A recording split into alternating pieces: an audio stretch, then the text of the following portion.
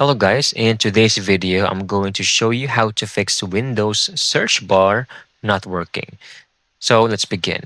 So whenever you try to click over here on your Windows Start button, and then you try to type anything like CMD or anything you're trying to look for, and it's not working. Like this will show up, but it's like you're not typing anything at all, and that's why the search will not.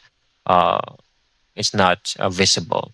So what you can do is actually very simple. You need to go to your task manager, hit Control Shift Escape, then you will see File Explorer. Right click, choose Restart. It will flicker a few times or a few seconds, and then go ahead, try once more, and see if it works. In most cases, yes, it will definitely work. Or not, you can simply restart your computer. Either way, restarting your computer will definitely restart your Windows Explorer also, in which will fix the problem. So that's it. I hope you found this video very helpful.